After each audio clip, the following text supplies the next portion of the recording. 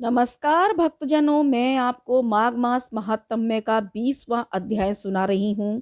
गंधर्व कन्याओं और अग्नि का पिशाच बनना। इस कथा सुनाकर महर्षि वशिष्ठ जी कहने लगे, हे राजन, इस प्रकार अपनी कन्याओं को अचेत देखकर उनकी माताएं दुखित होकर उनके पास गई और उन्हें चेत कराती हुई बोली, हे पुत्रियों, आज तुम्हारे इतनी देर में घर लौटने और इस प्रकार अचेत होकर गिरने का क्या कारण है। तब माताओं के ये वचन सुनकर पुत्रियां कहने लगी, हे माताओं, आज हम सैर करने के लिए सरोवर चली गई थी, जहाँ हम गौरी पूजन करने लगी और बहुत सी किन्नर बालिकाएं भी वहां आ गई। उसके बाद हमने मिलकर नाचना गाना शुरू किया, सो समय का ध्यान न रहा, इसलिए देर हो गई।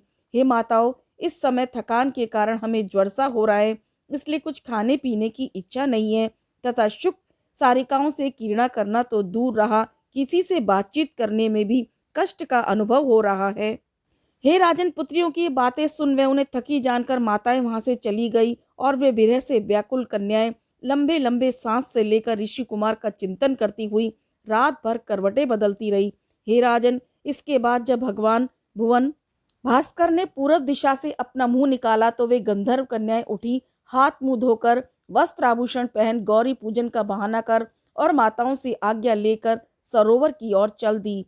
इसके बाद जब वे सरोवर पर पहुंची और पहले दिन की तरह स्नान किया, इसके बाद भगवती पार्वती की प्रतिमा बनाकर उसका पूजन किया।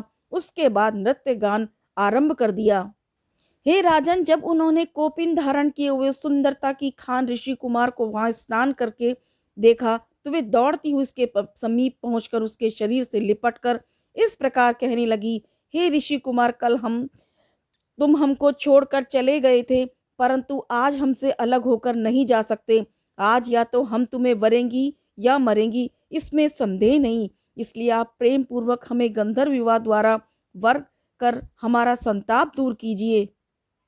राजन, कन्याओं के ऐसा कहे जाने पर उनसे घिरा हुआ ऋषि कुमार इस प्रकार कहने लगा, हे देवियों, आप जो कुछ कह रही हो वह आपकी समझ में उत्तम है, परंतु उसके अनुसार चलना मेरे लिए सर्वथा अनुचित है, क्योंकि एक तो इस समय मैं ब्रह्मचर्य आश्रम में स्थित होकर गुरुकुल में वेद अध्ययन कर रहा हूँ, दूसरे विवाह जैसे कार्य में हमें अपने माता पिता और गुरुजनों की आज्ञा लेना भी परम आवश्यक है, तीसरे हमें अभी तक एक दूसरे के कुलशील का भी ज्ञान नहीं। अतः तुम बताओ, ऐसी अवस्था में मैं तुम्हारे साथ कैसे गंधर्व विवाह कर सकता हूँ और किस प्रकार काम के वशीभूत होकर अपने आश्रम धर्म को तिलांजलि दे सकता हूँ। हे भूपाल, ऋषि के ये नीति और धर्म से परिपूर्ण वचन सुनकर भी काम से पीड़ित उन बालिकाओं ने इस प्रकार कहना शुरू किया, हे कुमार, आपका कहना न्यायोचित है, परंतु क्या तुमने नहीं पढ़ा कि धर्म से अर्थ, अर्थ से काम और काम से धर्म का फल उदय हुआ करता है। शास्त्रों में ऐसा ही लिखा है। धर्म की अधिकता के कारण इस समय वही काम तुम्हारे सम्मुख उपस्थित हो रहा है, अतः विविध भोगों सहित उसका भोग करना चाहिए। अब यह भूमि तुम्हें स्वर्ग के समान प्रतीत होगी। अब रहा माता पिता की बिना आज्ञा लिए हुए गंधर्व विवाह किया जा सकता है, इसलिए पानी ग्रहण करने में आपको कोई आपत्ति नहीं होनी चाहिए। शास्त्रकारों का भी ये कथन है कि दिव्य औषधि, दिव्य रसायन निधि की ये सिद्धि जब कभी प्राप्त हो, इनको ग्रहण करना चाहिए, अन्यथा सिवा पछताने के कुछ भी पल्ले नहीं पड़ता। हे कुमार, ऐसी अनुराग करने वाली निर्मल कुल में उत्पन्न सुंदर और शिशुल कन्याएं बड़े भाग्यशाली पुरुषों को ही मिला करती हैं। हे राजन, उन कन्याओं के ये वचन सुनकर वह ऋषि कुमार कहने लगा, हे देवियों, आपका कहना किसी अंश तक ठीक हो सकता है और वह कामी पुरुषों के लिए तो अत्यंत ही हितकर है, परंतु जो आदमी धर्म को अपना प्राण समझते हैं वह संसार का तमाम सुख मिलने पर भी अपने धर्म को कभी नहीं छोड़ते।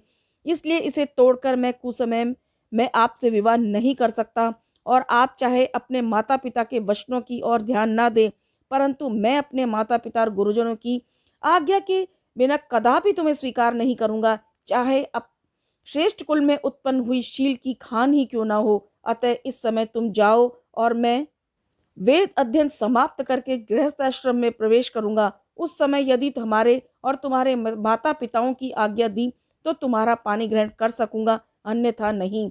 हे राजन, उस ब्रह्मचारी के यह वचन सुनकर वह एक दूसरे का अवलोकन करने लगी और उसके बाद प्रमोदनी ने उसके चरण पकड़ लिए और सुशीला के सहित सुस्वरा ने उसके दोनों भुजाओं को पकड़ लिया। सुत्रा ने उसके गले का आलिंगन करके कहा, अब आपको यहाँ से बिना पानी ग्रहण किए कदापि न जाने दिया जाएगा। ऐसा कहकर उसे चारों तरफ से घेर लिया।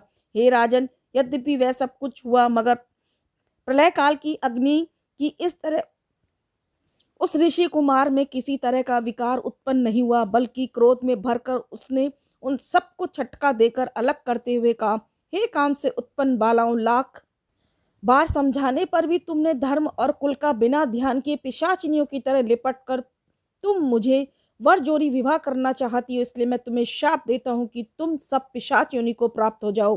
हे राजन, ऋषि कुमार के मुख से ऐसा भयंकर शाप सुनकर वह कन्याएं भय से क्रोध से पीड़ित होती इस प्रकार कहने लगी, हे पापी, तूने ये क्या किया? हाय, प्रिय कार्य के बदले में अप्रिय आचरण करने वाले तेरे इस धर्म ज्ञान को धिक्कार है। हे अधर्मी, जो मनुष्य अपने अनुरागी भक्त और मित्रों के प्रति द्रोह का आचरण करता है उसे तीनों लोकों में सुख नहीं मिलता, ऐसे शास्त्रकारों का कथन है। अब तू हमारे श्राप से पिशाच हो जाता। जय श्री कृष्णा।